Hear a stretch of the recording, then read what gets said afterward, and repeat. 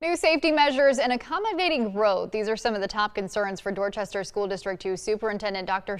Robbins as nearly 27,000 students head back to school on Monday. News 2's Octavia Mitchell sat down one-on-one with the leaders of all of our local school districts, and today we are in DD2. I think the first day of school is exciting for employees and for students because it's always a fresh start. Dr. Robbins will begin his second year as leader of Dorchester School District 2. The district continues to grow. We're going to grow about 1,000 students, it looks like. That's just early forecast, but I think it's really hard to tell because a lot of our new homes that are being built in the community are coming online so fast that I do think that number is probably going to be a little higher than what we're forecasting. DD2 has nearly 27,000 students in 26 schools. Enrollment has exceeded pre-pandemic numbers. Dr. Robbins says they are working with the board on a plan to accommodate future growth. Specific part of our county where we're seeing a majority of the growth, where those schools are at or above capacity. We have 3 elementary schools that are at over capacity right now. There's really a couple approaches we're going to try to take in the future, and that is, one, we're going to have to look at rezoning and try to manipulate to move the student population into buildings that aren't at capacity. The second thing we can do is add on to schools. We can use learning cottages if we need to. We really don't want to do that for any child. And then the final one would be to construct new schools. As I looked at the forecast, and we have a software program in Power School called Predictive Analytics, and it looked out 10 years for us. And you know, in the near future, we definitely need at least 1, if not 2 elementary schools and a middle school.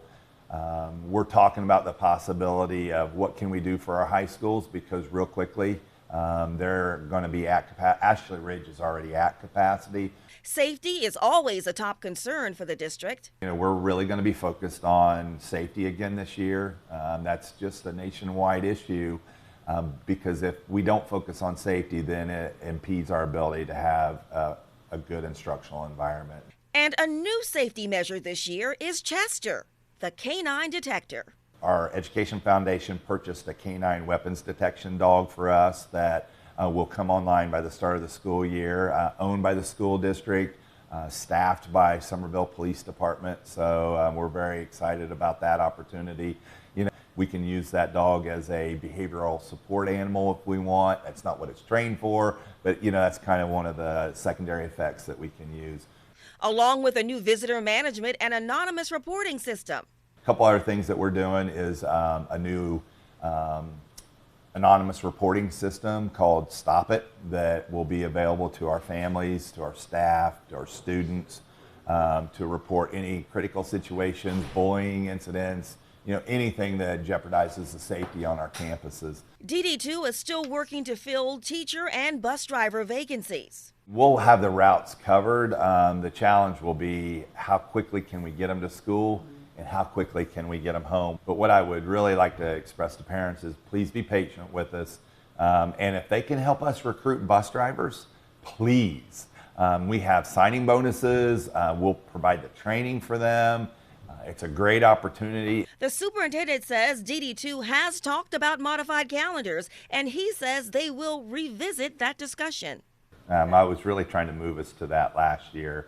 But it's just going to take a little bit more time for people to understand what that means. In my previous district in South Carolina, we moved to that calendar 4 years ago. We moved to that calendar in my district in Indiana in 2015. And there's a benefit for it. And the benefit is the state's finally acknowledging that we can do things a little bit differently, which I appreciate.